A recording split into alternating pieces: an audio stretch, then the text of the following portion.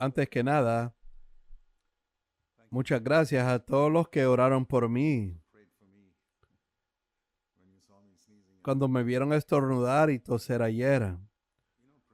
Ustedes saben que la oración hace la diferencia. Nos preguntamos, ¿qué puede pasar con una sola pequeña oración? He servido al Señor durante 60 años y he descubierto una cosa. La iglesia es un cuerpo. Yo soy una de las partes visibles del cuerpo. Quizás soy como la lengua. Pero ¿saben? La lengua no puede funcionar sin muchas partes ocultas dentro del cuerpo que hacen un trabajo mientras la lengua habla. El corazón, por ejemplo. Hay muchas partes del cuerpo. No soy médico, pero sé que hay muchas partes del cuerpo. Y he visto que a lo largo de los años, cuando la gente ora, sí hace una gran diferencia. La primera vez que aprendí eso fue en los primeros días de la iglesia en Bangalore. Fui a una reunión en otro lugar. Era una nueva apertura y era un grupo nuevo y no conocía a nadie allí. Y le pedí a algunos de los hermanos que viajaran allí y asistieran a la reunión. Y algunos de ellos no habían llegado a tiempo y yo estaba luchando en el púlpito tratando de predicar.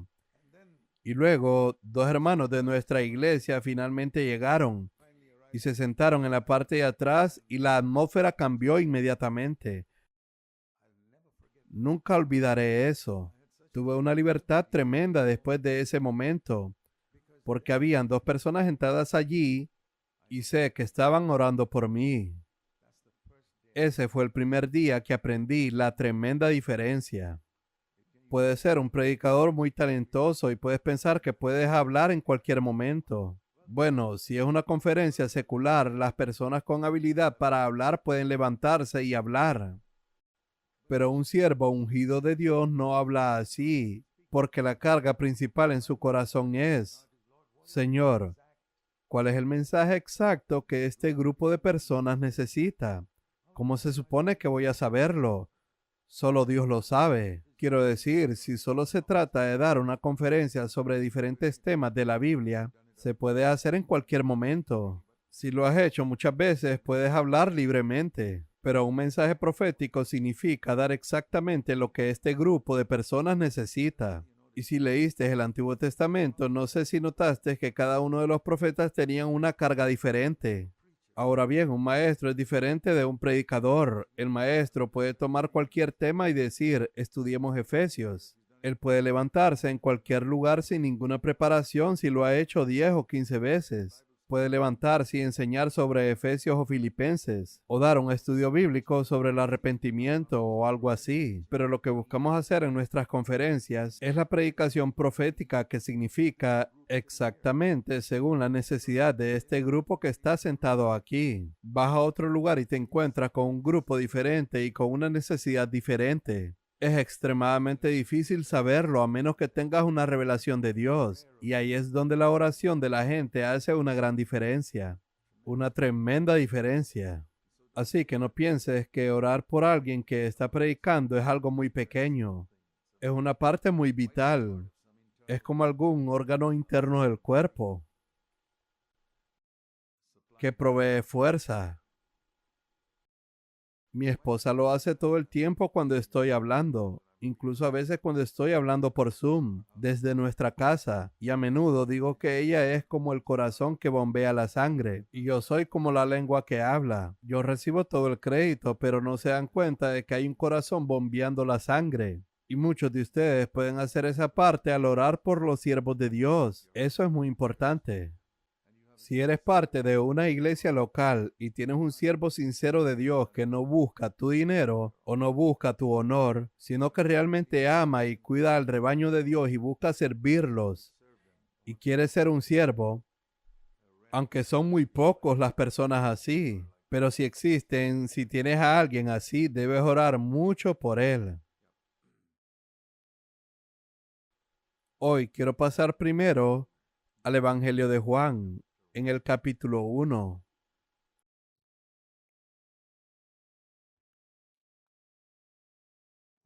Hay un par de cosas que vinieron en el nuevo pacto que no estaban en el antiguo pacto. Recuerden que el tema de nuestra conferencia es de Hebreos 8, verso 11. Dios está diciendo, todos me conocerán desde el menor hasta el mayor, conocerlo íntimamente y personalmente. Eso no era posible en el Antiguo Testamento. Ningún ángel puede mirar a Dios y decirle, papá. No. Ellos pueden preguntar, oh Dios, ¿puedes decirme, haz esto por mí? Claro. Y el mayor profeta en el Antiguo Testamento no podía mirar hacia arriba y decir, papá. No sé si te das cuenta del tremendo privilegio que es conocer a Dios como tu Padre. En Juan capítulo 1, versículo 18, la palabra de Dios dice, nadie ha visto jamás a Dios. Es verdad, nadie ha visto a Dios en ningún momento. Incluso en el Antiguo Testamento, cuando Moisés una vez dijo, oh Dios, quiero ver tu gloria, Dios dijo, no puedes ver mi gloria y vivir, morirás si ves mi gloria. Moisés, el hombre de Dios más grande de su tiempo, el Señor le dijo, morirás si ves mi gloria, no puedes ver mi gloria. Y todos estos testimonios que lees en internet de personas que dicen haber visto la gloria de Dios son mentiras de primera clase. No creas en eso. Te diré otra cosa que no debes creer. Puedes ir al internet y buscar. Busca en Google personas que han ido al cielo y han vuelto, o personas que han ido al infierno y han vuelto, y te saldrán numerosas personas. ¿Tú les crees? Yo no les creo a ninguno. No estoy diciendo que sean mentirosos. Estoy diciendo que confundieron un sueño con la realidad. ¿Alguna vez has tenido un sueño y te despiertas y dices, vaya, pensé que estaba en otro lugar? Eso es porque el sueño era tan real que realmente pensaste que estabas en ese lugar. Sí, he tenido algunos sueños así y estoy seguro de que todos lo hemos tenido. Así que estas personas tal vez no quieren mentir, pero tuvieron un sueño y pensaban que estaban allí. ¿Y qué vieron en ese sueño? ¿Qué ves en tu sueño? Todo lo que vemos en nuestros sueños es una recopilación de diversas cosas que hemos leído, estudiado, encontrado, conocido, algo relacionado con alguna de nuestras experiencias pasadas. Entonces, una persona que ha estudiado mucho la Biblia y ha leído mucho sobre Jesús y el cielo en la Biblia, eso es lo que tiene en su mente. A veces vienen y escriben un libro y lo titulan, Fui al cielo, lo vi y regresé. Y te diré por qué no les creo y por qué están diciendo una mentira. Vamos a 2 de Corintios capítulo 12. Esta es la palabra de Dios. Pablo dice, el gloriarse es necesario, aunque no es provechoso. Él escribió eso a los corintios porque ni siquiera creían que él era un verdadero siervo de Dios. Él quería dejar claro que era un siervo escogido de Dios para que ellos aceptaran lo que estaba diciendo. Esa es la única razón por la que él quería demostrarlo. Y él dice, pasaré entonces a las visiones y revelaciones del Señor. Conozco a un hombre en Cristo que hace 14 años, no sé si en el cuerpo, no sé si fuera del cuerpo, Dios lo sabe. El tal fue arrebatado hasta el tercer cielo. Aquí él se está refiriendo a sí mismo, pero lo menciona como si fuera otro hombre. Y él dice, no sé si morí en el cuerpo y subí y volví en el cuerpo. ¿Sabes? Él dice hace 14 años en términos de tiempo, pero creo que fue en el momento en que lees en Hechos de los Apóstoles cuando atraparon a Pablo y le arrojaron piedras y lo dieron por muerto. En realidad no había muerto y tal vez fue entonces cuando fue arrebatado al tercer cielo y él no estaba seguro. Pero estas personas que hoy en día escriben sobre ir al cielo están seguras de lo que dicen. Y la otra cosa es, fue arrebatado al paraíso y escuchó palabras inefables. Escucha, esta es la parte más importante. Palabras inefables que al hombre no se le permite expresar. Oye, Pablo, ¿qué escuchaste allí? Se supone que no debo decirlo. No se me permite. Eso es la escritura inspirada.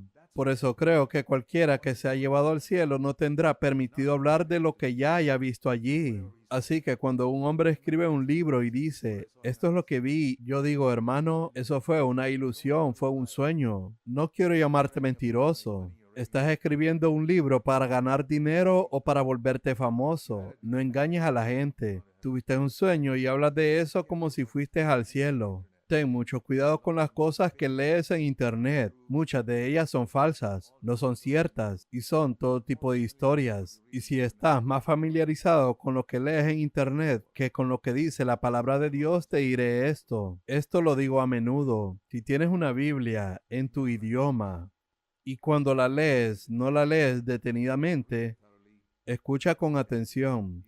Mereces ser engañado. Mereces ser engañado, porque Dios te ha permitido conocer tu idioma y te ha dado una Biblia en tu idioma y no la lees. Definitivamente mereces ser engañado. Y si no entiendes la Biblia, puedes ir a cfcindia.com, que es nuestro sitio web, y ahí hay una gran cantidad de libros, videos visuales, todo gratis. Puedes verlos, descargarlos en tu teléfono o computadora portátil y verlos más tarde y conocer las escrituras. Tenemos una serie ahí llamada Verso por Verso a través de todo el Nuevo Testamento, desde Mateo capítulo 1 hasta Apocalipsis capítulo 22. Si te interesa estudiar cada versículo, ahí está. Tómatelo en serio. En 3 años pasarás por una escuela bíblica de esa manera. Hay un libro aquí en la parte de atrás llamado A través de la Biblia, que te da una pequeña visión general del mensaje esencial de cada libro de la Biblia. Así que hay muchos recursos como ese. Y recuerda que no tienes que ir al cielo para saber cómo es Dios. Dios lo ha revelado en las Escrituras. Así que leemos en el Evangelio de Juan, capítulo 1, verso 18. Nadie ha visto jamás a Dios, y yo creo en eso. La palabra de Dios es escritura inspirada, y si sabes esto, cubrirá cada necesidad en tu vida. Lo digo después de 65 años de leer este libro. Nunca ha habido una situación en mi vida en estos 65 años para la cual no haya encontrado una respuesta. No estoy hablando de matemáticas, geografía y ciencias. No lo busco para eso, sino en mi relación con Dios y en la manera en que debo vivir esta vida. O cualquier pregunta que tenga acerca de cómo vivir mi vida en esta tierra o conocer a Dios. La respuesta siempre está aquí, si sé dónde encontrarla. Dios es galardonador de quienes lo buscan diligentemente. Él no es galardonador de la gente perezosa. Él nunca recompensará a un perezoso. Si una persona es demasiado perezosa para trabajar, debe morir de hambre, porque Dios creó al hombre para trabajar. Él le dijo a Adán, con el sudor de tu frente ganarás tu pan. Es transpirando como nos ganamos la vida. Y te diré que es transpirando espiritualmente que conoces la Biblia. Y si eres demasiado perezoso para leer la Biblia, nunca la entenderás. Al igual que un hombre que es demasiado perezoso para trabajar, morirá de hambre. Entonces aquí dice, nadie ha visto jamás a Dios, pero el único Hijo engendrado o el unigénito Dios que está en el seno del Padre, Él lo ha dado a conocer. Entonces, una de las cosas que Jesús hizo con su vida fue mostrarnos cómo es el Padre. Muchas personas tienen una idea de Dios que es completamente errónea. Vengo de un país donde hay miles de supuestos dioses a los que adoran. Nada de eso es verdad. La única revelación verdadera de Dios en esta tierra fue Jesucristo. Y si estudias su vida, sabrás cómo es Dios. Él explicó cómo es Dios. Déjenme darles un ejemplo. Leemos en Juan capítulo 13 las pequeñas cosas que debemos ver. Dice acerca de Jesús en la última cena. Jesús estaba sentado allí con sus discípulos. Juan capítulo 13, verso 4.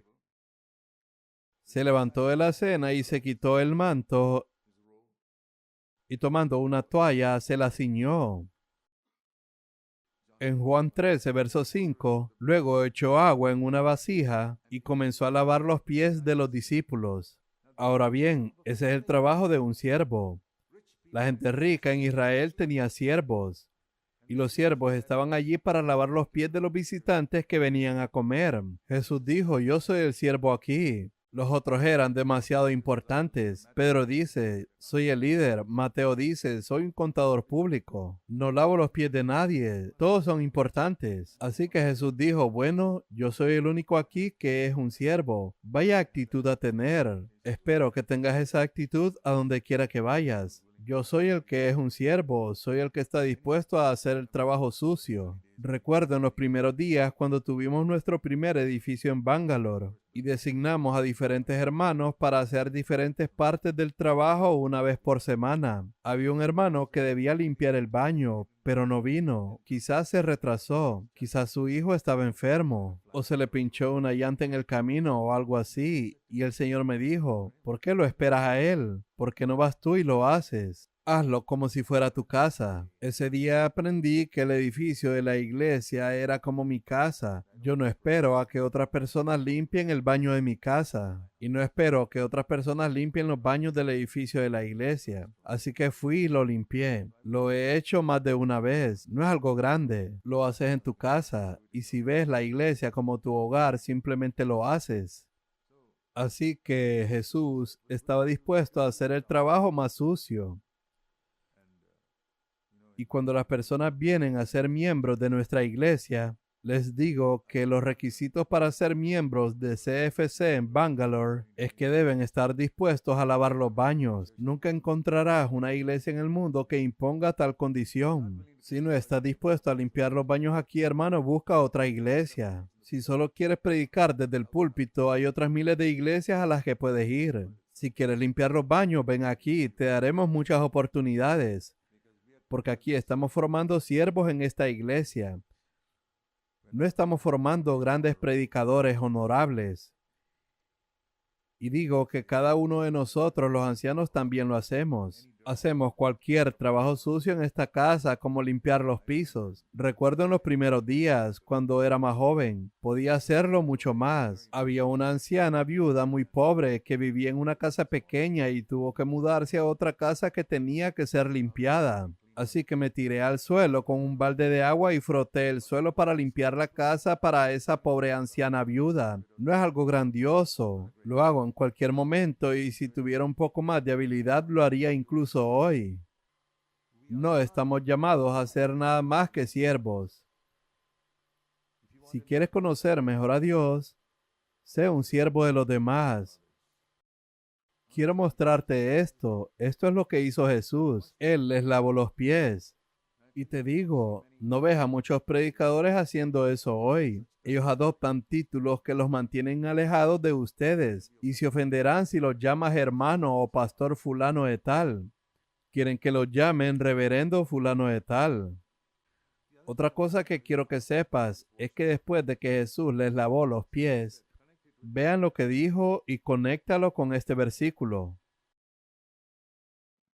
En Juan capítulo 14, todo esto sigue siendo parte de la cena del Señor. Justo después de lavar los pies, Él dijo algo. Mira esto, conecta el lavatorio de pies con lo que dijo después de lavar los pies en Juan 14, a la mitad del versículo 9. Él dice en la mitad del versículo 9, en Juan capítulo 14, el que me ha visto a mí lavando los pies, ha visto al Padre. Oh, ¿esto es lo que también quiere hacer Dios Padre? ¿Lavar mis pies? Dije, wow, nadie ha visto a Dios jamás. ¿Lo has conocido así? ¿A Dios sirviéndote? ¿Has conocido a tu Padre Celestial como alguien que hace el trabajo más difícil por ti?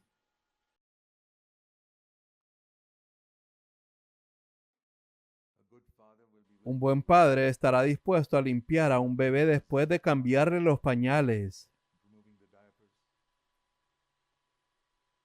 Y en la India la gente es tan pobre que no tiene pañales en los pueblos. Y el padre haría ese trabajo difícil para limpiarlo. Este es el Dios al que adoro. No le tengo miedo. Él está dispuesto a hacer el trabajo más difícil por mí y me enseña a estar dispuesto a hacer cualquier trabajo difícil por los demás, a menguar y a ocupar un lugar humilde. Cualquiera de ustedes que está sentado aquí y es líder en su iglesia, siga el ejemplo de Jesús y de nuestro Padre Celestial. De lo contrario, puedo decirte en el nombre de Jesús que no eres apto para ser líder de una iglesia. Deberías avergonzarte si no tienes ese espíritu. Esa es la tragedia del cristianismo hoy en día. La gente quiere ser líder y ser conocida como líder. Por eso el cristianismo se ha desviado más hacia el diablo y el mundo que hacia Dios. Vemos que Jesús vino a servir y no a ser servido. Y las personas que lo representan aquí en la tierra no son siervos. Son personas importantes que no quieren hablar con la gente común.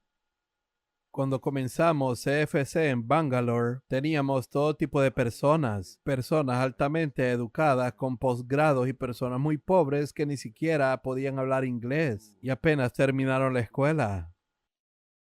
Y ya sabes, como es en muchas iglesias, todas las personas inteligentes se reunirán y hablarán entre ellos. Yo buscaba a una persona que ni siquiera hablaba inglés y me acercaba a él. Y siempre buscaba a esas personas. Así es como edificamos la iglesia. Así que no estaba haciendo nada especial. Mi Dios es así. Mi Salvador es así. Así que yo no estaba haciendo nada especial. Solo estaba tratando de ser como Jesús. Eso es todo. Saben, el propósito de la iglesia no es solo predicar mensajes maravillosos. Debemos mostrarle a la gente cómo dirigimos nuestra iglesia y cómo vivimos nuestras vidas. Hermanas y hermanos, esto es lo que Jesús es. ¿Recuerdan lo que dijo Jesús aquí? El que me ha visto a mí, ha visto al Padre. ¿Me has visto? En Juan 14, verso 9. Has visto al Padre. Y deberíamos de poder decir de una pequeña manera, si me has visto y ves cómo te he tratado, cómo te he hablado, cómo estoy dispuesto a ser incomodado por ti, has visto un poco de Jesús. No a la perfección, pero has visto un poco de cómo es Cristo. Y eso no es solo para los líderes de la iglesia. Si eres miembro de una iglesia, deberías de poder mostrar con tu vida a los demás un poco de cómo es Cristo. Haz de esa tu meta. No te propongas ser un gran predicador para subir al púlpito un día. Le he dicho a muchas personas en mi iglesia, por favor, no traten de convertirse en predicadores como yo, no intenten imitarme, no imiten mi estilo. Yo soy yo mismo y tú debes ser tú mismo. Imagina si el dedo meñique dijera, me gustaría ser lengua porque la lengua recibe mucho honor. Eso sería tonto. Pero sabes, no hay ninguna parte de tu cuerpo que piense así. El dedo está contento siendo un dedo, y este dedo ha estado contento durante 85 años siendo un solo dedo. ¿No es maravilloso? 85 años y nunca ha tenido el deseo de ser algo más que un pequeño dedo. ¿Puede ser así? ¿Que Dios te haga tal vez solo un pequeño dedo en una esquina de la iglesia? ¿Estás dispuesto a ser así durante 85 años? Entonces has entendido el cuerpo de Cristo. Pero quieres ser como alguien más, serás una molestia en el cuerpo de Cristo. Un pequeño dedo tratando de ser otra cosa. Dios es quien determina qué debe ser cada uno de nosotros en su cuerpo. Nuestro objetivo principal es que las personas que nos vean vean algo de Cristo. Como Jesús dijo, el que me ha visto a mí, ha visto al Padre. Deberíamos poder decir, el que me ha visto a mí, ha visto un poco de Cristo. Y así es como deberíamos edificar nuestros hogares. Deberíamos decir, ven a nuestra casa y mira cómo vivimos y verás un poco de cómo será el cielo. No estoy diciendo que sea así ahora, pero haz que esa sea tu meta. Esa es mi meta. Yo dije, Señor, quiero edificar un hogar donde a medida que progresamos en la vida cristiana, debería ser cada vez más un pequeño anticipo de lo que es el cielo. Bondad, amabilidad, hospitalidad. En los primeros días, nuestro hogar era el lugar donde la iglesia comenzó a reunirse. Empezó con solo 2 familias. 2 de nosotros empezamos CFC hace 49 años. Y luego algunas personas iban y venían, iban y venían. A veces venían personas de lugares muy lejanos. De repente aparecían, porque habían oído hablar de nuestra reunión.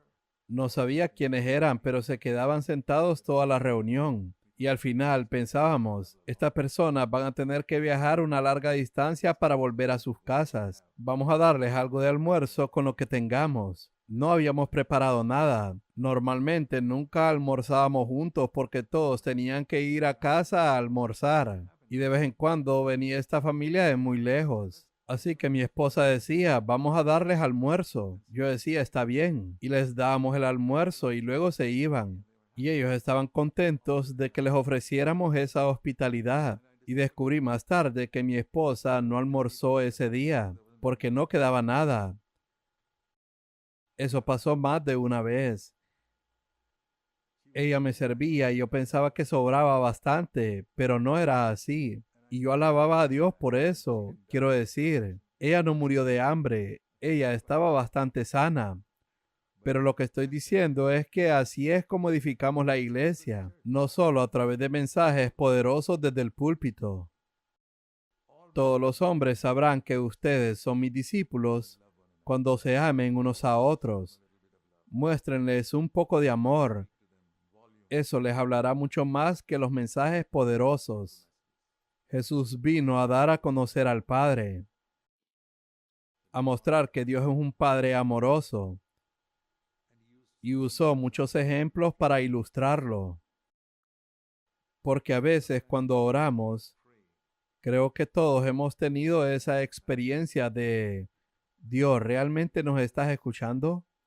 ¿O simplemente estamos orando al aire? Es muy importante saber que cuando oramos, estamos hablando con Él. Para muchas personas, la oración es solo un ritual. No debería ser así. Debe ser como una conversación íntima con el Padre. Ya les conté cómo me levanto por la mañana y lo primero que hago antes de levantarme de la cama es hablar con mi Padre. A veces 5 minutos, a veces 2 horas. No es lo mismo todos los días. Al igual que tu conversación con tu Padre terrenal. No siempre es del mismo tiempo todos los días. A veces es menos, a veces es más. No hay ninguna ley que diga que debes hablar tanto tiempo. No, no, no, no. Es una relación y en una relación no hay reglas. Mencioné eso el otro día. Cuando te despertaste esta mañana, ¿con quién hablaste primero? Espero que haya sido con tu Padre Celestial. Si no, comienza mañana de esa manera, antes de que te levantes de la cama. Una vez que te levantes de la cama ya es demasiado tarde, porque ya hay todo tipo de demandas. Pero antes de que te levantes de la cama, al menos 5 minutos, dile, papá, gracias por este día. Es un placer hablar contigo hoy. ¿Sabes? Puedes hablar con él libremente. No tienes que orar con formalidad diciendo, oh, gran Dios, todopoderoso. No, no, no, no. Y preferiblemente llámalo Padre. ¿Cómo le oras?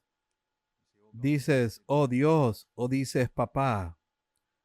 Jesús dijo que cuando ores, di, Padre nuestro que estás en los cielos. Ese es el Padre nuestro. Y les mostré ese versículo en Romanos 8, verso 16. El Espíritu clama, Abba, que significa papá. Así es como debemos hablarle.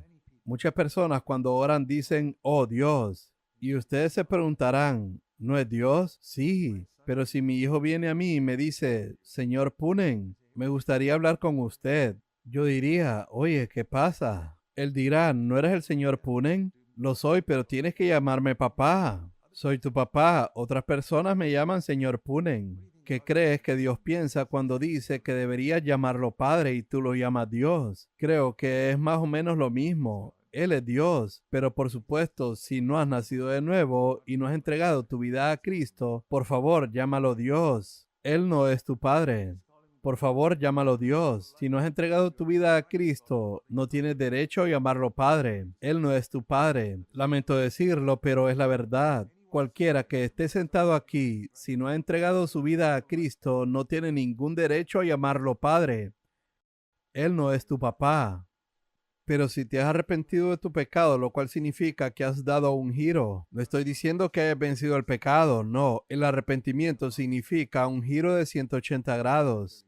En el ejército enseñan un giro de 180 grados. Eso significa que estabas mirando en una dirección y con el giro de repente miras hacia la otra dirección. No puedes ver lo que está detrás de ti. Eso es el arrepentimiento. Significa un giro de 180 grados. Yo estaba mirando hacia el pecado y he dado el giro y ahora veo a Dios. Eso es el verdadero arrepentimiento. Le has dado la espalda al pecado. Quizás no has vencido algunos hábitos en tu vida que están en tu cuerpo, pero les has dado la espalda y nunca más quieres hacerlos de nuevo. Eso es verdadero arrepentimiento. Y has creído y entregado tu vida a Jesucristo, sabiendo que Él murió en la cruz por tus pecados, y estás agradecido por eso y le has pedido que venga a tu corazón. Crees que resucitó de entre los muertos, está vivo y quieres que Él viva en tu corazón. Si has hecho eso, eres un hijo de Dios, aunque seas un recién convertido y no puedas entender muchas cosas. Es como los bebés, al principio no pueden hablar, pero eres un hijo de Dios.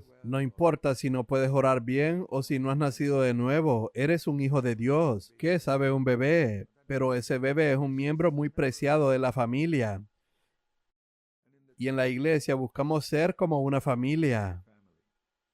Algunos de ustedes tal vez se pregunten, no sé si se lo han preguntado, ¿por qué en esta iglesia no tenemos un púlpito donde la gente se para y habla? ¿Por qué estoy sentado aquí hablando? Les cuento algo que quizás no hayan notado. Quizás no lo hayan notado. A veces no nos damos cuenta. Yo mismo no me di cuenta durante años. Lean los evangelios cuidadosamente. Casi cada vez que Jesús predicaba, Él se sentaba y predicaba. ¿Estás descubriendo eso por primera vez? La próxima vez que leas la Biblia en los Evangelios, observa que donde quiera que Jesús predicaba, Él siempre estaba sentado. Una vez se levantó en el templo cuando no estaba hablando a los discípulos y estaba hablando a la multitud. Leemos en Juan capítulo 7 que Él se levantó y exclamó en alta voz, si alguien tiene sed, venga a mí y beba, y de lo más profundo de su ser brotarán ríos de agua viva. Él estaba hablando a los judíos, pero en el Sermón del Monte, en el mensaje más poderoso que predicó, Él se sentó y predicó allí. En Juan capítulo 8 dice que Él se sentó en el templo y predicó. No sé si lo has notado, pero ningún profeta en el Antiguo Testamento se sentó y habló. Siempre se ponían de pie. Era una congregación. No era lo que ahora somos, la familia de Dios. Eran como maestros. ¿Cómo es en las escuelas? ¿El maestro se sienta o se pone de pie? Sé que en nuestras escuelas en la India el maestro siempre se ponía de pie porque estaba enseñando. Pero en una cena, si un padre está hablando en la mesa con sus hijos, ¿él está de pie o sentado? Está sentado, ¿verdad? Esa es la atmósfera que queremos tener en nuestras iglesias, la de un padre, hablando a sus hijos y ellos sentados ahí. Ahora, no estoy haciendo de esto una ley. A veces me pongo de pie y hablo. Si la multitud es grande, no te verán si estás sentado y tienes que estar de pie. Eso es más una cuestión de conveniencia, como cuando proyectamos una imagen en la pantalla para que la gente la vea. Así que no es una ley, pero lo principal no es si te sientas o te pones de pie. Lo que quería enfatizar con esto es que la atmósfera cuando estás predicando en una iglesia debe ser como la de un padre hablando a sus hijos. Y cualquiera de ustedes que tal vez esté liderando una iglesia en algún lugar, no busquen ser un maestro como un maestro de escuela que corrige a la gente. Sean como un padre. Un padre también corrige, pero de una manera muy diferente. Déjenme darles un ejemplo. Hay un niño que va a la escuela y no es bueno en matemáticas. Y supongamos que el maestro está tratando de enseñar un tema de multiplicaciones o algo así. Y después de muchas clases, ese pobre niño no puede entender. Y el maestro se harta y dice, sal de esta clase, sal de esta escuela y ve a otro lugar. No queremos que estés aquí porque parece que no entiendes nada. No eres apto para estar en esta clase. Y el niño tiene que dejar la escuela y vuelve a casa llorando. Él quiere estudiar, pero no es muy inteligente. ¿Qué puede hacer? He visto a muchas personas así. Y el niño vuelve a casa y su padre le pregunta, ¿por qué lloras, hijo? Él le contesta, el maestro me echó de la escuela. No puedo volver allí porque no entiendo nada. ¿Y qué es? El niño le dice, es la multiplicación de muchos números. No puedo entenderla, no sé cómo hacerla. Él dice, está bien, hijo, te enseñaré. Así que cuando el padre llega del trabajo, se sienta 2 o 3 horas con su hijo. Y él le dice, papá, lo siento, aún no puedo entender. Él dice, no te preocupes, hijo mío, mañana será otro día, te enseñaré mañana. Al día siguiente regresa del trabajo y se sienta y le explica. El niño dice, papá, lo siento, aún no puedo entender. No te preocupes, hijo, nunca me enojaré contigo. Y lo toma día tras día y después de algunos días ese niño dice, papá, ya lo entiendo. Esa es la diferencia entre un maestro y un padre. Nunca lo olvides. Cualquiera de ustedes que quiera ser predicador para otros, sea como un padre, no un maestro. Por eso me escuchan repetir los mensajes muchas veces.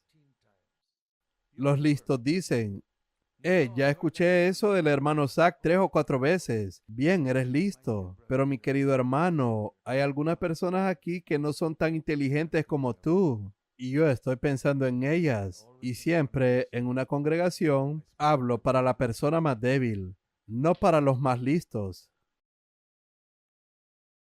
Recuerdo que cuando corría con los niños, me quedaba atrás con el hijo que no corría tan rápido. Y me quedo atrás con él y le digo, hijo, voy a seguir tu ritmo e iré detrás de ti. Y dejaré que los demás corran rápido. Voy a seguir a tu ritmo. Una persona así es apta para ser líder de una iglesia. Alguien que está dispuesto a correr al ritmo del más débil y el más joven. El Padre es así. ¿De dónde lo aprendí? Lo aprendí de Jesús, quien siempre tenía un lugar para los más débiles. Siempre Él los defendía.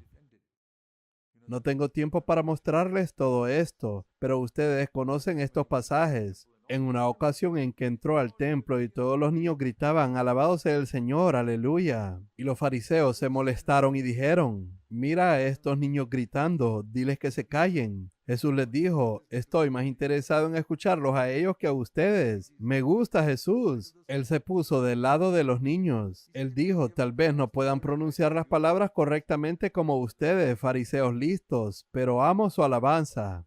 Ese es el espíritu de Cristo. ¿Quieren ver a Jesús? Véanlo en estas situaciones. Y vean su actitud, con un látigo expulsando a los mercaderes del templo. Y eso también debemos hacerlo. Quiero decir, si has oído mis mensajes en internet, predico con dureza contra los predicadores que van detrás del dinero, predicadores que explotan a los pobres. Creo que ese es mi llamado. No hay muchas personas que lo hagan. El cuerpo de Cristo tiene muchas funciones. Hay personas como la Madre Teresa que simplemente cuidan de los pobres en la calle, los acogen y les ayudan de muchas maneras. Esa es su forma de ministerio. Jesús cuidaba de los pobres. No es mi llamado, pero alabo a Dios por esas personas.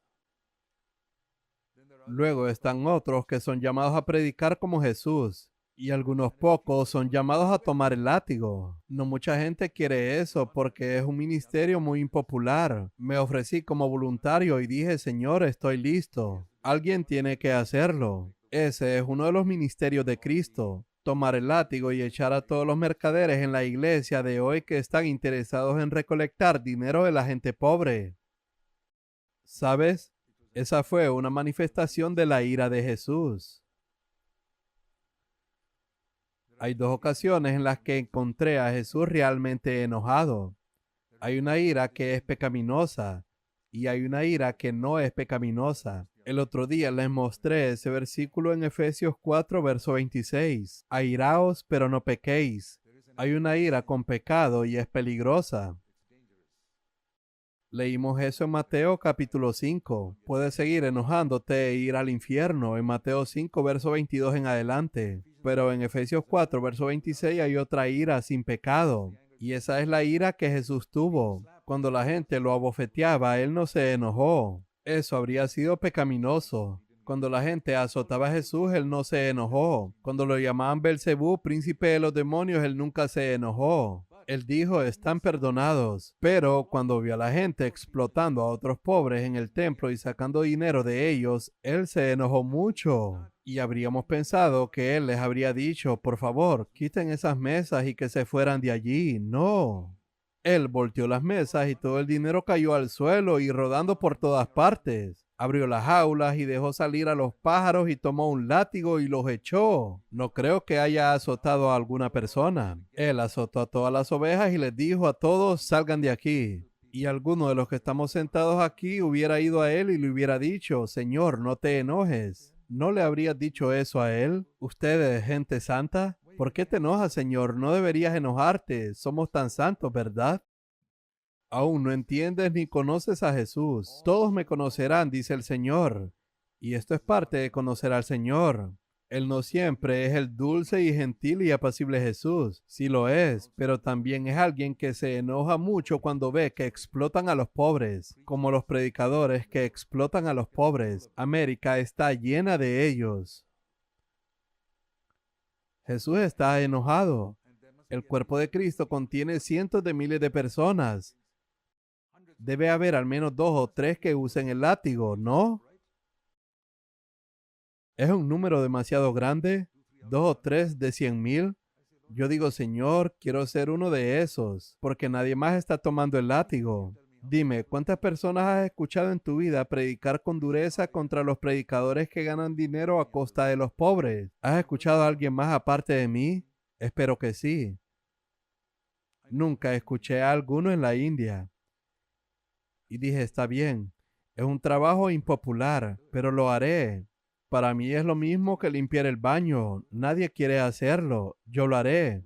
Azotar a los mercaderes. Si nadie quiere hacerlo, yo lo haré. Me ofrecí como voluntario al Señor cuando era un joven cristiano. Dije, Señor, estoy dispuesto a hacer todos los trabajos difíciles que nadie más está dispuesto a hacer, ya sea limpiando los baños o azotando a los mercaderes. ¿Estás dispuesto a ofrecerte como voluntario? Será muy impopular, no será famoso. Serás odiado, la gente te maldecirá, me han llamado el diablo. Publicaron tratados contra mí diciendo, la cabeza de la serpiente está en la casa de este hombre. Tratados que ellos distribuyeron a otros. Yo dije, alabado sea el Señor. ¿Sabes cuáles fueron las palabras que me consolaron en todo esto? Déjame leértelas. Mateo capítulo 10. ¿Has leído este versículo? Mateo capítulo 10, versículos 24 y 25. En esta conferencia estamos tratando de conocer cómo es Jesús. Todos me conocerán y estoy tratando de presentarles al verdadero Jesús, no solo una parte de él. ¿Sabes? A veces hay personas que dibujan el rostro de Jesús. Hay muchas pinturas de Jesús. No creo que Jesús sea realmente así porque Él es mucho más hermoso que eso y mucho más glorioso. Pero la gente hace el intento y es un buen recordatorio de nuestro Salvador. Y a veces las personas han dibujado un rostro de Jesús y lo han pegado en una pared. Y con el tiempo todo se rompe aquí y allá. Ves un poco de la mejilla o algo así y eso es todo lo que quedó. No es el rostro completo, solo una pequeña parte. Esa es la imagen de Jesús que mucha gente está predicando en los púlpitos. Una pequeña parte. Te preguntas, ¿qué es esto? Muestra el rostro completo. Muestra la imagen completa de cómo es Cristo. Ese es mi llamado. De lo contrario, no eres fiel al presentar a Cristo a las personas. Su gentileza, su bondad, su humildad, su pureza, su violencia contra aquellos que ganan dinero a costa de otros en nombre de la religión o en nombre de Dios. Acompáñenme también al Evangelio de Marcos. Pero antes quiero mostrarles esta palabra en Mateo capítulo 10. Eso es lo que quiero mostrarles. Mateo capítulo 10, versículo 24 y 25. Un discípulo no está por encima del maestro, ni un siervo por encima de su señor. ¿Lo entiendes, verdad?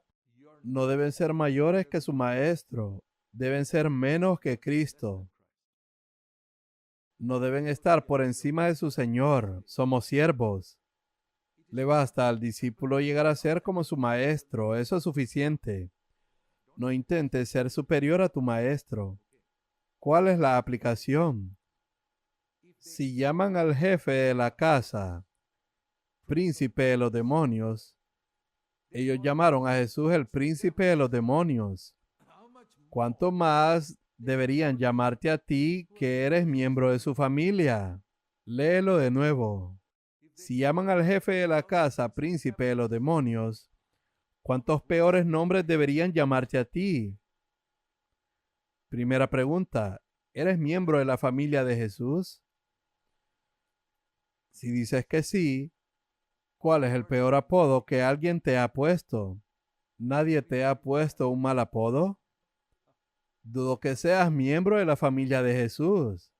Lee ese versículo otra vez. Si llaman al jefe de la casa príncipe de los demonios, ¿cuánto más a los miembros de su familia? Leí ese versículo y dije, Señor, quiero ser miembro de tu familia. Mucha gente me ha llamado el diablo, porque no me avergoncé de predicar la verdad, porque llamaron a Jesús Belcebú, porque expuso a los fariseos por completo. Se puso del lado de los débiles y los pobres y expuso a los fariseos. Tal vez eres tan diplomático. ¿Sabes lo que significa ser diplomático? No lastimes a nadie. Sea amable como Jesús es amable. Ese es un lado de Jesús. Hay otro lado que no quieres revelar porque te hará impopular. La mayoría de los cristianos son así. Y te diré en el nombre de Jesús, así nunca edificarás una verdadera iglesia de Jesucristo en tu localidad. Solo reunirás a un grupo de personas piadosas que no lograrán nada para Dios. Dios no te respaldará porque estás interesado en tu propio honor. No quieres tener mala fama y por eso eres muy amable y gentil con la gente. Jesús no lo fue. Bien, vayamos al Evangelio de Marcos.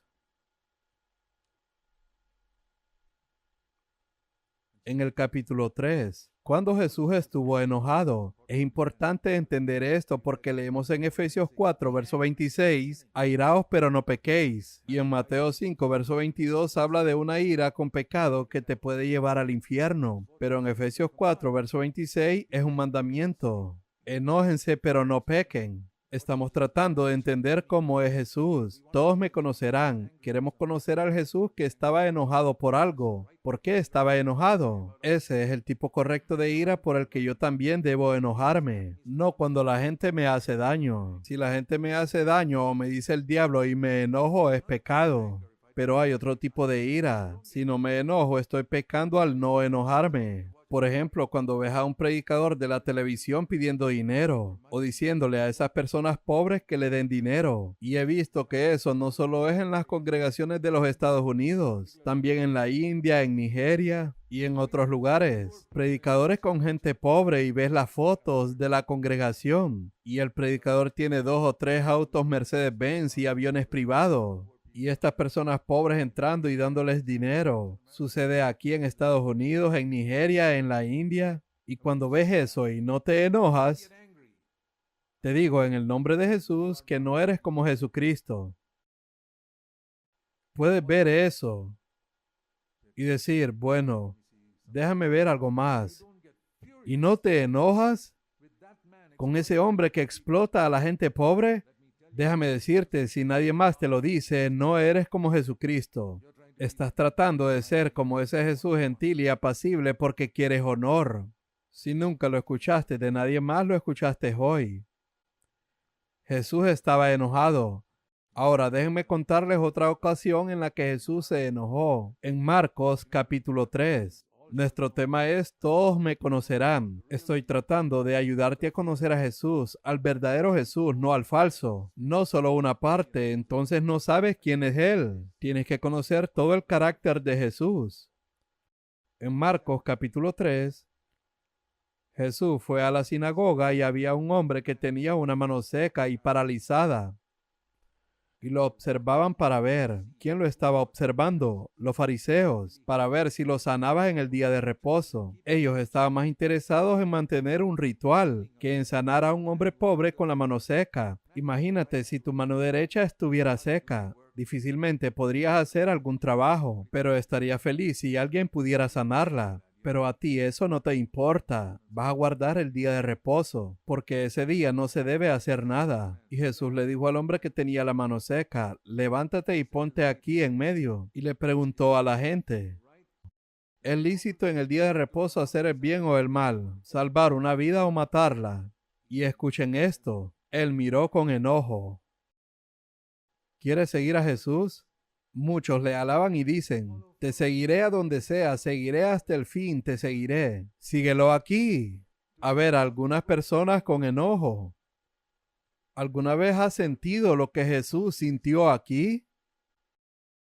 Veo a Jesús mirando a una mujer encontrada en adulterio. Quieren apedrearla hasta la muerte y Jesús dijo, el que esté libre de pecado, que tire la primera piedra. Él salvó la vida de esa mujer, de la ley.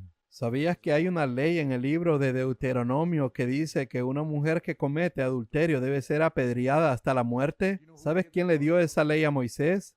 Jesús desde el cielo. Él le dio esa ley a Moisés y ahora ha bajado a la tierra. Y le están citando la misma ley. Ellos no saben que esta es la misma persona que dio esa ley, pero Jesús sabe que Él se la dio a Moisés hace 1500 años. Y le están diciendo que haga lo que Él le dijo a Moisés que hiciera. ¿Va a desobedecer lo que enseñó a otros? Pero Jesús, Él no es alguien que sigue la letra de la ley como muchos cristianos.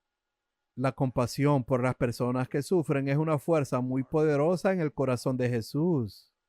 Él dijo, déjenlos cumplir la ley, pero también déjenme tener compasión.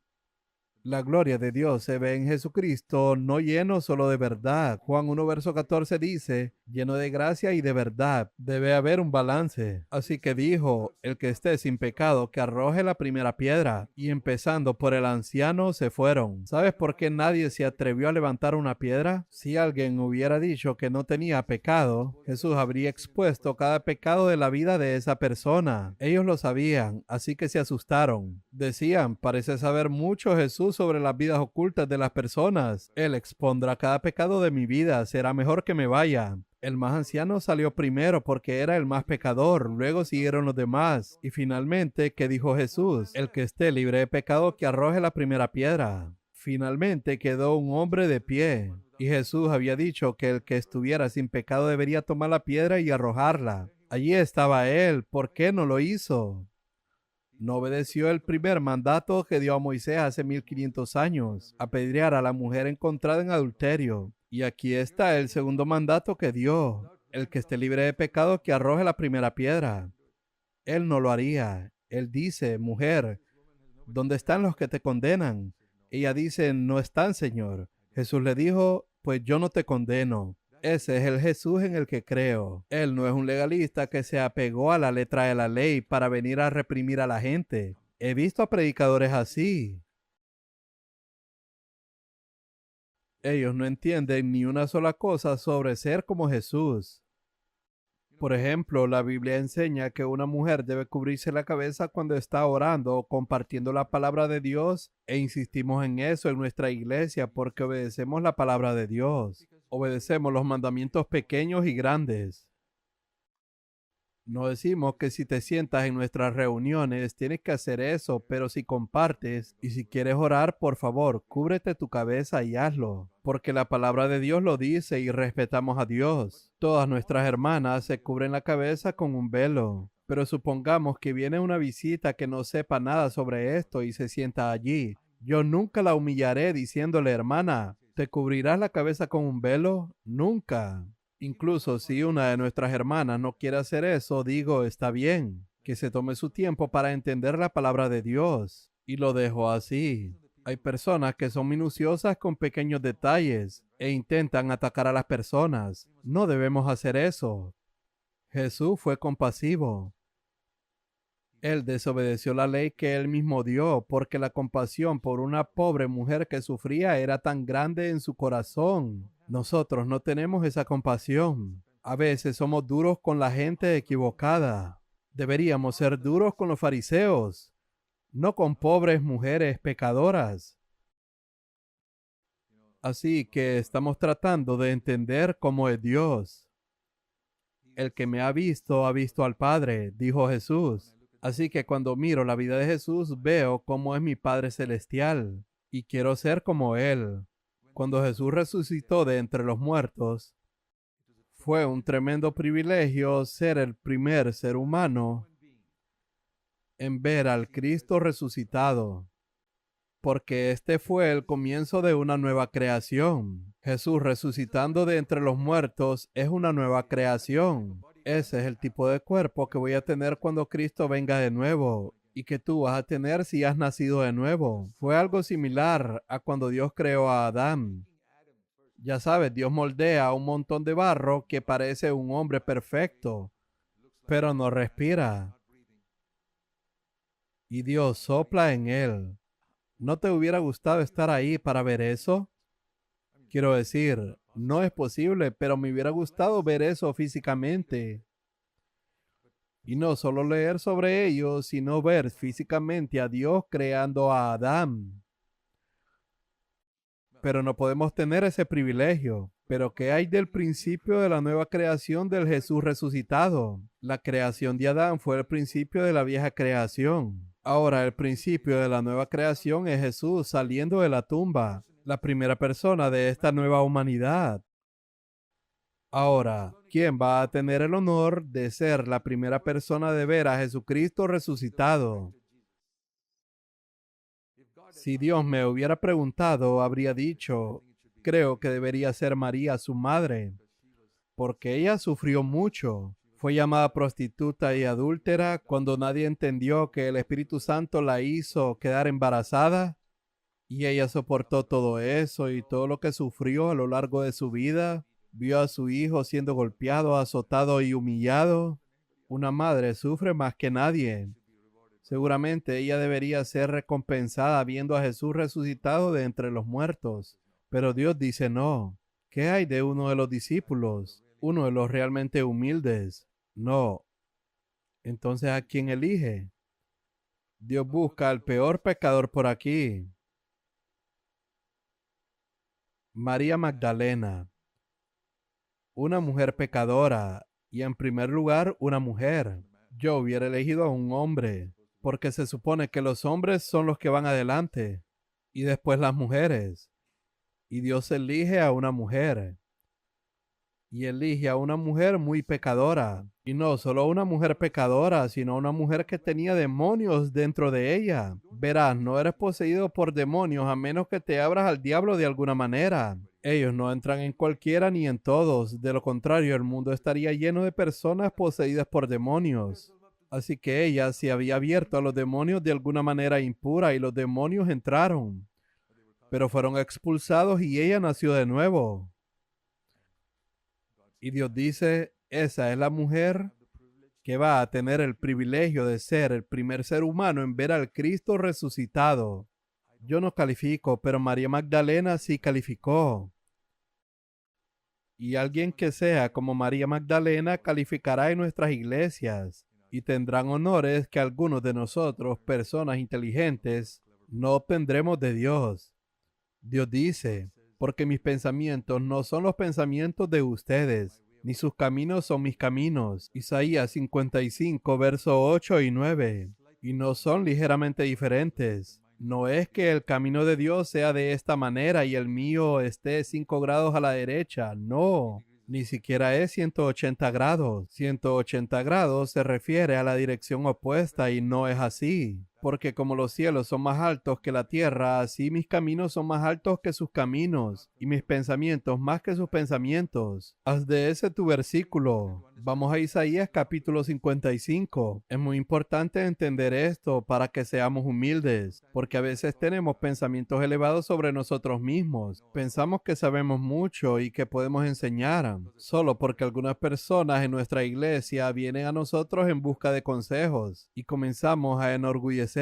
No te enorgullezcas solo porque unas personas vienen y te hacen algunas preguntas sobre la Biblia. Humíllate, hermano y hermana. En Isaías 55, verso 8 dice, porque mis pensamientos no son los pensamientos de ustedes, ni sus caminos son mis caminos, declara el Señor. ¿Cuál es la diferencia, Señor? La diferencia es que el cielo está más alto que la tierra. No donde están las estrellas están muy por debajo del cielo. Están a solo unos pocos billones de años luz. Si dijera tan lejos como están las estrellas de la tierra, eso ya es una enorme distancia. Pero el cielo está más allá de las estrellas. Está a trillones y trillones de millas de distancia. Esa es la diferencia entre tu forma de pensar, mi forma de pensar y la forma de pensar de Dios. Si recuerdas eso, no serás tan orgulloso de ir y dar consejos a otros creyéndote que eres un profeta.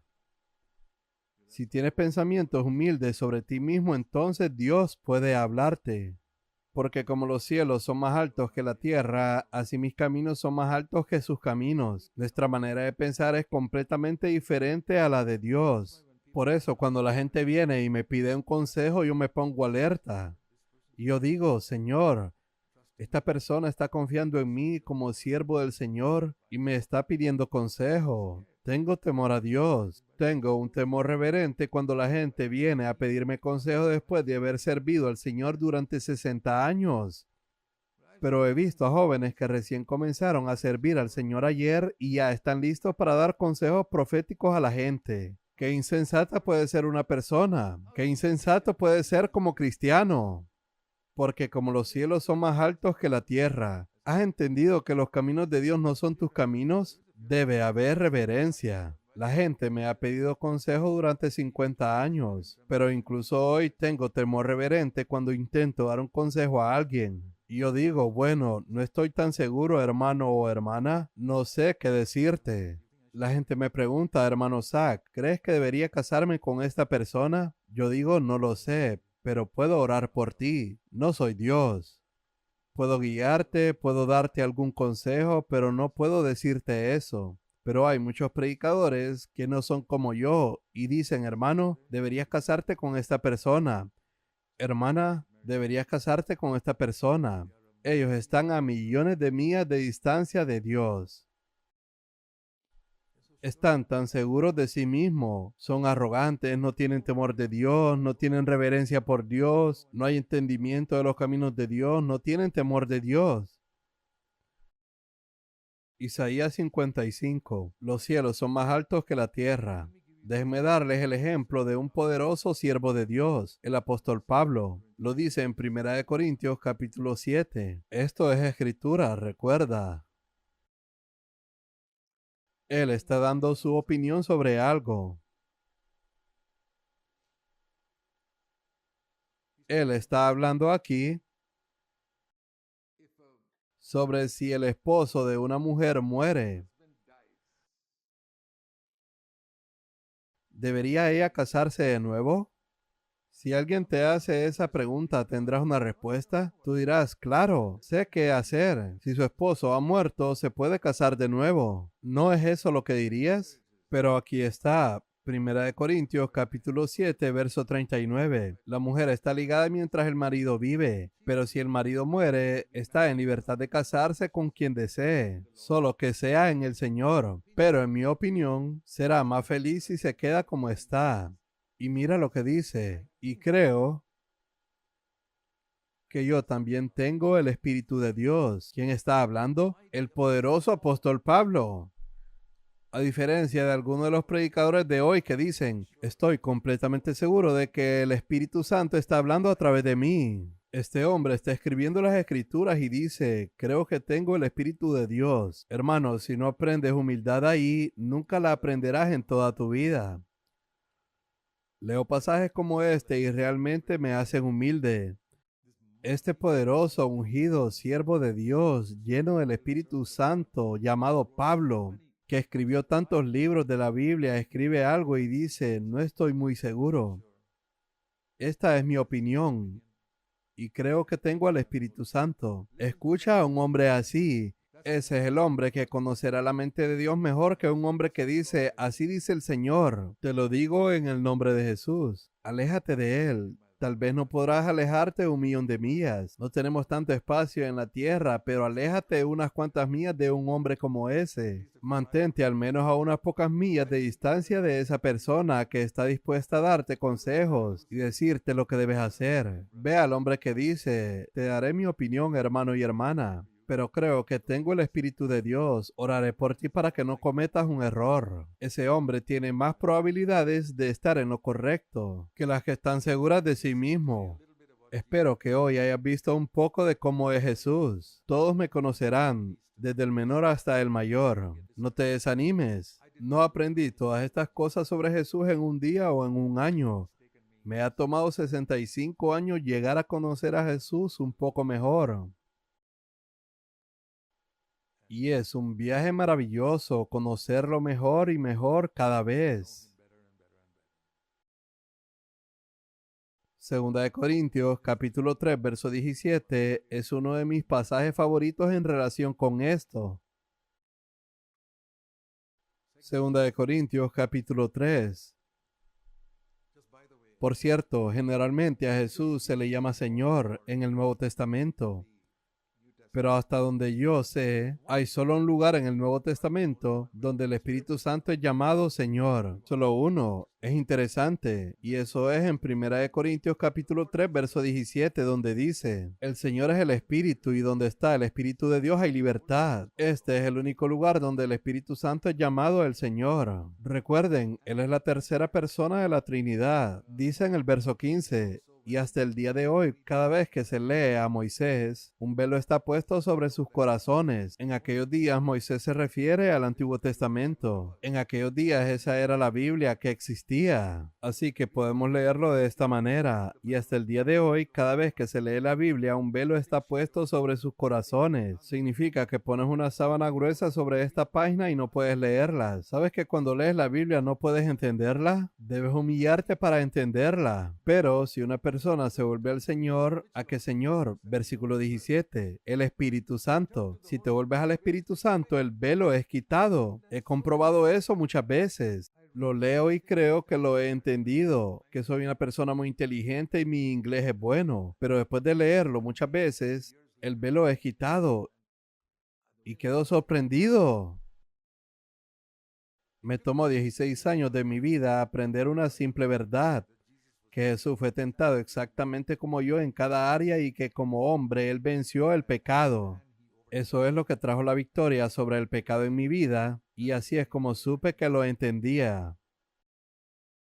Está escrito en la Biblia, pero es un misterio. 1 Timoteo 3:16. Grande es el misterio de la piedad. Es un gran misterio. Creemos que lo entendemos. Sabes que lo has entendido si has vencido el pecado en tu vida como Jesús venció. Si tú no has vencido el pecado, no lo has entendido. No se trata de encontrar la lógica. Pero cuando alguien se vuelve al Señor, el velo es quitado. Es asombroso. Si lees la Biblia sin volverte al Señor, el Espíritu Santo, habrá un velo allí y creerás que has entendido, pero en realidad no lo has entendido. Solo lo has leído como un libro de cuentos. Conoce los hechos, pero no tienes revelación. El Señor es el Espíritu y donde está el Espíritu del Señor hay libertad. Él te libera del pecado. Y dice aquí, pero todos nosotros con el rostro descubierto, contemplando como en un espejo, el espejo es la palabra de Dios. Lees eso en Santiago capítulo 1.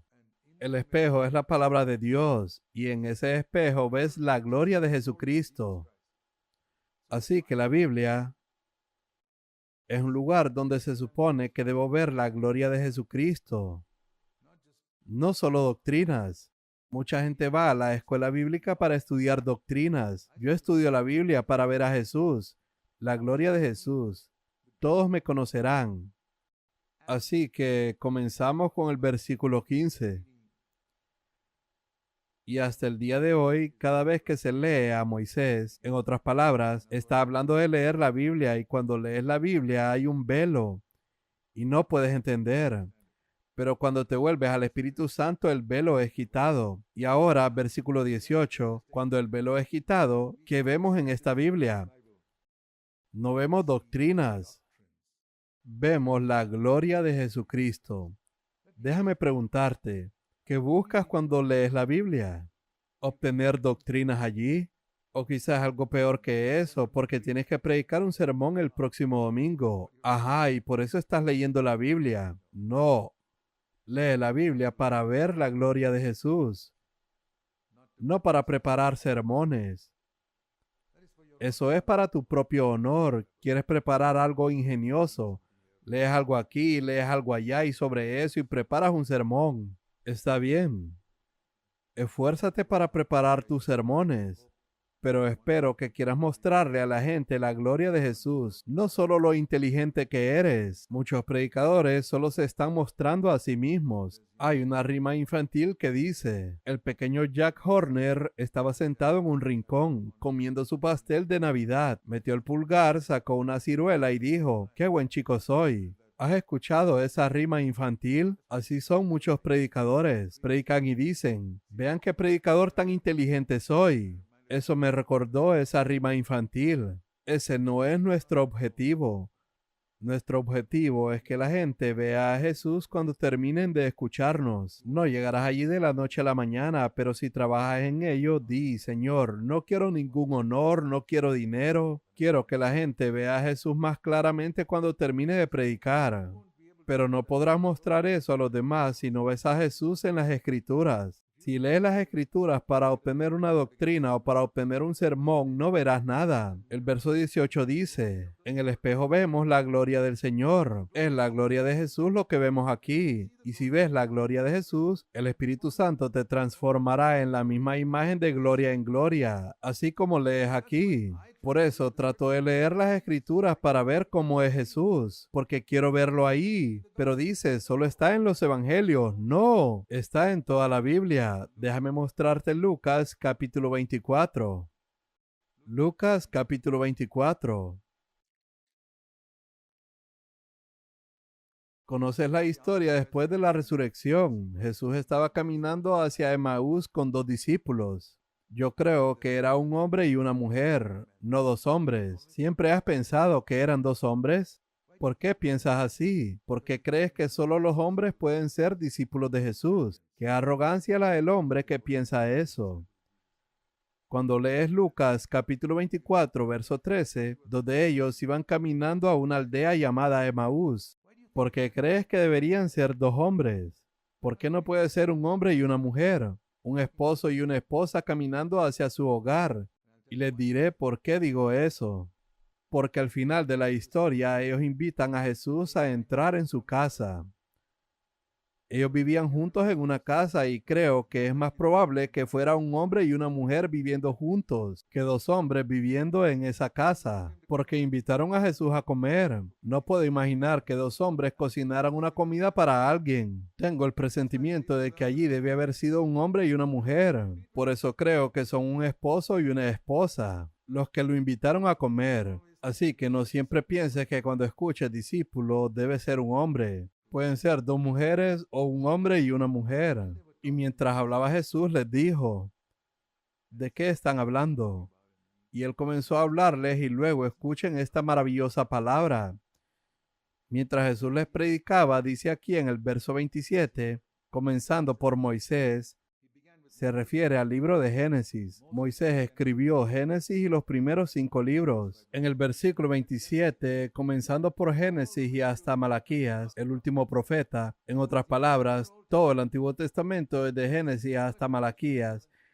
Él les explicó las cosas referentes a Jesús en las Escrituras. Entonces, ¿qué se supone que deben encontrar desde Génesis hasta Malaquías? A Jesús. ¿Has visto a Jesús desde Génesis hasta Malaquías? ¿Sabes qué le dije al Señor? Le dije, Señor, nunca he ido a una escuela bíblica y no quiero ir a una escuela bíblica, porque tú nunca fuiste a una escuela bíblica en Jerusalén para seleccionar a tus discípulos, sino que fuiste a la orilla del mar y escogiste a estos pescadores analfabetos y los hiciste tus discípulos. Hubo un erudito bíblico llamado Pablo que había pasado 3 años en Jerusalén y estudió bajo Gamaliel, un maestro de la Biblia. ¿Y qué hizo Dios con Pablo? Lees en Gálatas capítulo 1 que lo envió al desierto de Arabia por 3 años, después de que se convirtió. ¿Sabías eso? Porque tuvo que ir 3 años al desierto de Arabia, porque Dios tuvo que sacar de su mente toda la basura que había aprendido en esa escuela bíblica. Pasó 3 años en la escuela bíblica, así que desafortunadamente tuvo que pasar 3 años en el desierto para sacar todo eso de su mente. Y luego Dios dijo, bien, ahora puedes ir a predicar. Pero no envió a los discípulos 3 años al desierto porque no fueron a una escuela bíblica. Entonces el propósito de las escrituras es ver a Jesús. Desde Génesis hasta Malaquías ves a Jesús. ¿Qué fue lo primero que pasó después de que Adán y Eva pecaron? ¿Qué les hizo Dios? ¿Qué hizo Dios por ellos? ¿Recuerdas? Cuando se vistieron con hojas de higuera, ¿qué hizo Él? Él las quitó y los vistió con pieles de animales. Así que esa fue la primera vez que se mató a un animal. Y por ese pecado que ellos habían cometido ahí, se mató a un animal. Y el Señor tomó esa vestidura y la puso sobre ellos, mostrando que algún día Cristo tendría que morir por este pecado que acababan de cometer en el jardín. Y su justicia sería nuestra vestidura. Está ahí mismo en Génesis. Desde Génesis hasta Malaquías puedes ver a Jesús de esta manera. Esto lo aprendí del Espíritu Santo. Debes detenerte a meditar en las Escrituras y no apresurarte. Ahora detente a meditar en esto. ¿Cómo consiguió Dios esa piel? Él no creó esa piel. Obviamente mató a un animal. Se derramó sangre. ¿Por qué se derramó sangre en el Edén? Una representación del sacrificio de Cristo. ¿Qué significa esta piel de animal? La vestidura de justicia de Cristo puesta sobre esta pareja pecadora. Gracias, Señor, porque veo a Jesús en todas partes de las Escrituras. En Malaquías lees acerca sobre el sol de justicia. Ese es Jesús nuevamente. Él está en todas las Escrituras desde Génesis hasta Malaquías. Eso es lo que quería enseñarles, que Jesús está en todas partes en las Escrituras si quieren verlo. Oremos.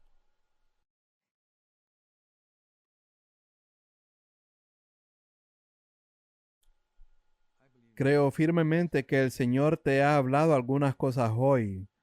Oremos para que queden profundamente grabadas en tu corazón. Él elige a personas como María Magdalena para revelar alguna de sus mayores verdades y para dar su mayor honor a personas como María Magdalena. ¿Hay alguien así aquí? Tú eres a quien Dios escogerá si eres sincero. No hay acepción de personas con Dios. A Él no le importan los altivos, los poderosos ni los inteligentes. A Él le importan los pecadores arrepentidos y quebrantados, quienes como María Magdalena se quedarán en el jardín cuando otras personas se vuelven a dormir. Pedro y los demás volvieron a dormir, pero María Magdalena dijo, no puedo volver a dormir. Quiero ver a mi Salvador.